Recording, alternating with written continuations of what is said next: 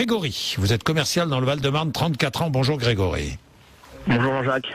Qu'est-ce que vous vouliez dire, mon cher Grégory? Alors déjà, merci de me donner la parole. Je vous en prie, alors, Grégory, normal. J'appelle parce que, sujet Dieudonné, et notamment la circulaire, la fameuse circulaire de Valls. Alors je sais pas si tout le monde l'a lu, je sais pas si vous l'avez lu en entier.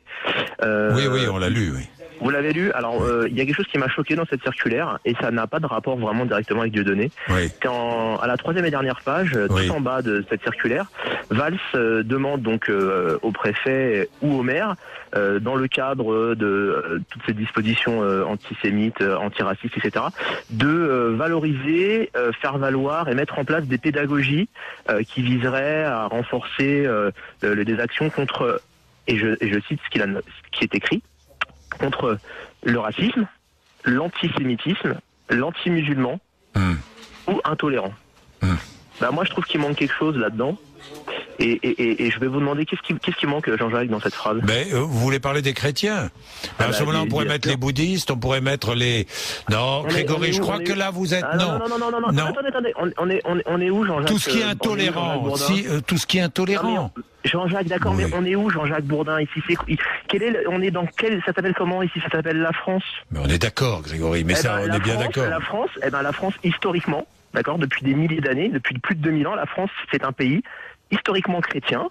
C'est un pays laïque d'abord. C'est un pays laïque. Non, c'est un pays laïque depuis 1901, depuis que la franc-maçonnerie est venue au pouvoir et a délogé. Non, mais attendez, Grégory, qu'est-ce que vous me racontez?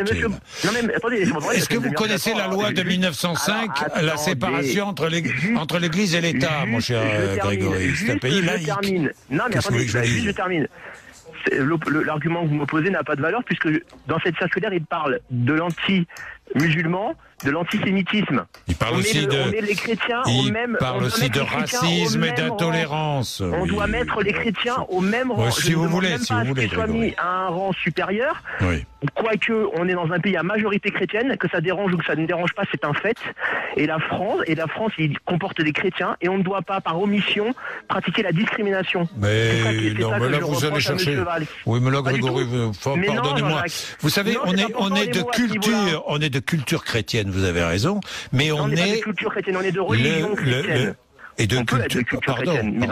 On est de culture chrétienne avant tout, Grégory. On est de religion pour vous peut-être, mais on est de culture chrétienne. Ça c'est certain. Et on est avant tout, Grégory. Dites-moi, je vous pose une question toute simple. Qu'est-ce qui prime? La religion ou la République? Mais ça va dépendre déjà des personnes et de l'importance que chacun a envie de Mais et les lois, mais non, ça dépend pas des personnes, ça dépend de la loi républicaine, Grégory. Monsieur Bourdin, la République, les années passent, d'autres personnes sont au pouvoir, la République elle change, elle ne maintient pas ses valeurs. La religion, c'est quelque chose qui a des valeurs immuables. Et la loi, Grégory, et la loi, vous en faites quoi de la loi républicaine? Mais la loi que qui met en place, Monsieur Bourdin? La loi que Monsieur Fabius, avec Monsieur Guesso, met en place, Fabius Guesso, pour interdire qu'on fout dans Grégory, si j'ai bien compris, vous êtes très engagé. Vous avez le droit d'être très engagé. Vous avez le droit de défendre. Moi, je comprends ça. Ce que je ne comprends pas, c'est que vous remettiez en cause la loi, Grégory. Mais attendez, la loi. Vous savez ce que c'est que la loi? Je ne remets pas en cause la loi. En plus, de quelle loi vous me parlez? La loi de la République, Grégory. Alors la République est indivisible, elle ne reconnaît pas les communautés. Quand dans une circulaire on parle de communauté et quand Monsieur Valls monte au créneau pour défendre la communauté juive alors qu'il se dit lui-même sur Radio Judaïka lié de manière éternelle à Israël de par sa femme, et il a le droit. Par ma femme, je suis lié de manière éternelle à la communauté juive et à Israël, quand même. Mais en tant que ministre, il doit faire la part des choses. Et quand sur ordre de la LICRA et du CRIF, il monte au créneau et il interdit à un citoyen français de s'exprimer parce qu'à un moment donné, il blague sur une communauté dont on ne peut pas blaguer, et monsieur Samuel, le jeune monsieur que vous avez vu tout à l'heure, Samuel qui est juif, je suis très content de l'avoir entendu parler parce que moi je vais vous dire quelque chose. Je connais très bien la communauté juive, de très très près, et je peux vous dire que la plupart sont contre cette interdiction parce que ça leur fait beaucoup de tort. Ça les fait passer pour des gens intolérants. Les gens qui sont intolérants, ce sont les gens aujourd'hui qui sont au pouvoir. Et vous voulez que je vous dise, Grégory, parlons un peu moins de communauté, parce que ça devient, au bout d'un moment, ça devient un peu pénible. Qu'elle soit chrétienne, juive ou musulmane. Je suis complètement d'accord avec vous. Oui, justement. Alors, justement. Arrêtez de mettre à la une, arrêtez de mettre en première page. La République est laïque, Grégory. Grégory, la République est laïque. Eh ben bien sûr. Eh ben alors pourquoi elle reconnaîtrait un droit supérieur aux personnes qui seraient aux personnes qui pratiquent le judaïsme? Mais où est le droit supérieur? Je comprends pas. Mais pourquoi supérieur? Mais moi, qui j'ai voir le spectacle de Dieudonné je 2 comprends fois. pas, Grégory. Je suis allé voir le spectacle de Dieudonné 2 fois, son dernier. Oui. D'accord? Les Blancs s'en prennent plein la tête. Ils sont comparés à des méduses. Ils se moquent des musulmans. Ils se moquent lui-même des Africains. Des chrétiens ou pas? Des chrétiens aussi, Grégory? Des chrétiens? Ah oui, ça lui est arrivé bien entendu. Pas dans son dernier spectacle, mais dans ses spectacles précédents, il se moque de chrétiens qui sont fortement engagés et qui ont peur des Noirs dans le métro et qui ont peur des Noirs en disant qu'ils ont une odeur qui partent pas des vêtements. Il se moque de tout le monde. Il se moque des Juifs, bien sûr. Et à un moment donné, il a pris en grippe Patrick Cohen parce que ce monsieur Cohen, il arrive à la télé et puis il décrète, comme ça, qu'il y a des listes de gens à pas inviter. Je suis désolé, c'est quoi ces listes? C'est le choix de Patrick Cohen, c'est son choix. Son choix, alors, il insulte Dieudonné, il dit qu'il a un cerveau malade. Dans certaines émissions, il y a certaines personnes qui sont invitées, des écrivains qui disent c'est normal qu'il soit débile, c'est un nègre. Quand on a parlé, quand je vous ai parlé de cette émission, je vous ai parlé de Dieudonné. Alors vous m'avez tous dit, alors Dieudonné, non. Mais pas vous Charlotte. Non. Vous, Dieudonné, il est victime de... Lui, il ose des choses, il ose des vrais tabous, les nouveaux tabous. Attends, on n'a pas dit non. Surtout, est-ce qu'il fait de l'humour en ce moment? Oui, c'est ça le problème. Est-ce qu'on dit on peut rire de tout? Fait-il de l'humour en ce moment? Non, il fait de la politique. C'est autre chose. Il fait de la politique. Pour moi, oui, clairement. Moi, je sais pas ce qu'il fait, j'aimerais bien savoir ce qu'il fait. Tout ça est flou, tout ça est ambigu, et tout ça a une petite odeur. Moi, après, je vais m'interdire de définir. Par contre, je pense que lui-même, il manque, je pense qu'il n'est pas assez futé pour exactement manipuler les... C'est un nègre. D'accord, Charlotte, vous avez pas... C'est un nègre. C'est un nègre. C'est un nègre. Personne s'offusque. Quand Claude Sarraud sauf que la réponse doit...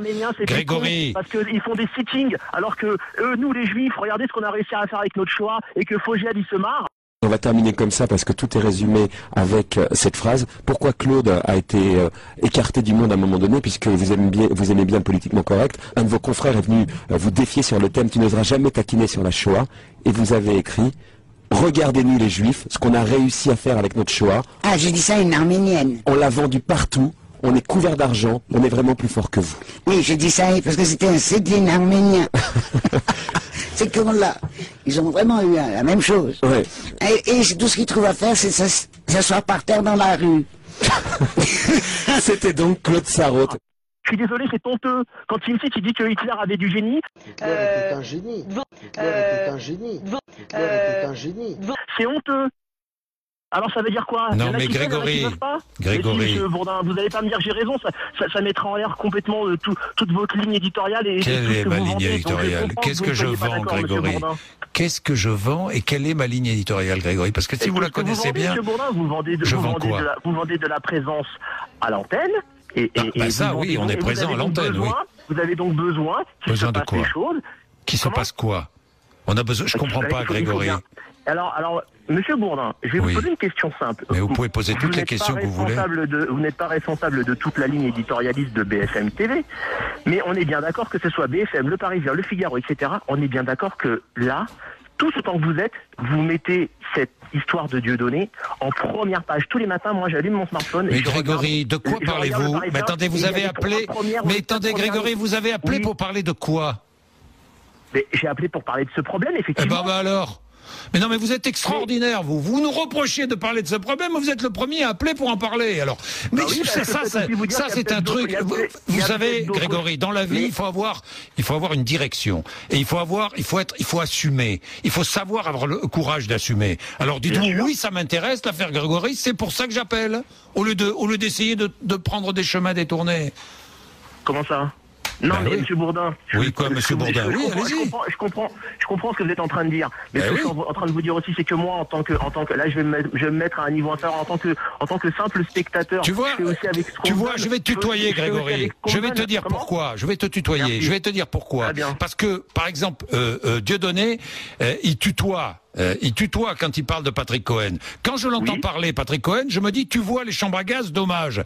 Et là, vous êtes d'accord ou pas, Grégory? Les chambres à gaz, dommage ou pas?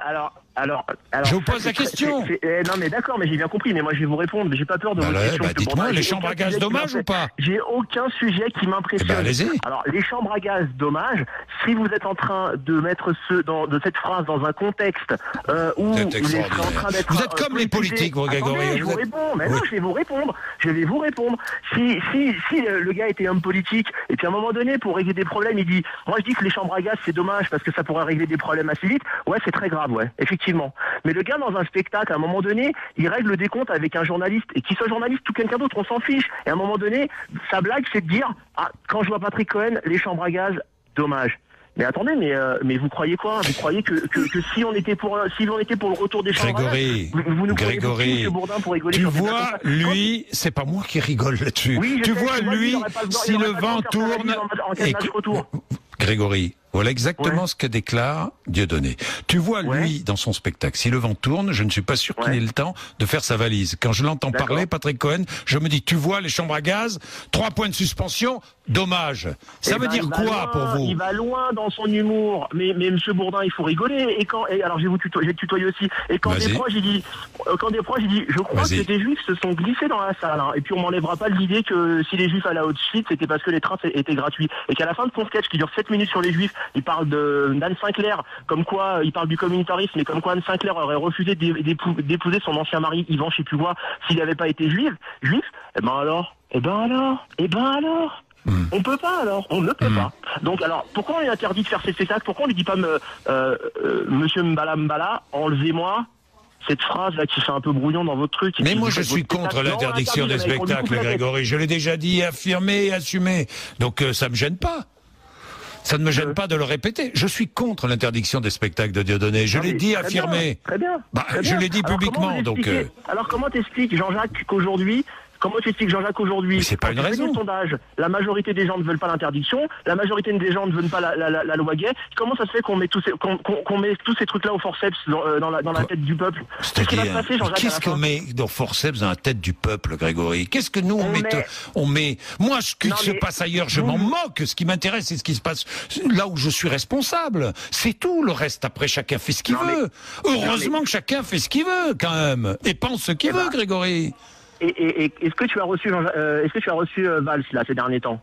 J'ai reçu Valls il y a un mois ou un mois et demi. Je vais pas inviter Valls tous les matins non plus. Est-ce que tu vas le réinviter? Bien sûr que je le réinviterai. Évidemment que je vais le réinviter. Tu es contre l'interdiction des spectacles. Merci de lui faire savoir. J'aimerais savoir ce qu'il va répondre à Jean-Jacques Bourdin à l'émission, à la télé. Je lui poserai la question. Je lui poserai la question, Grégory. Et je lui poserai la question. Moi, j'ai pas. Ensuite, dans mon interview, j'ai pas à donner mon avis dans l'interview. Mais il n'empêche que sur l'antenne.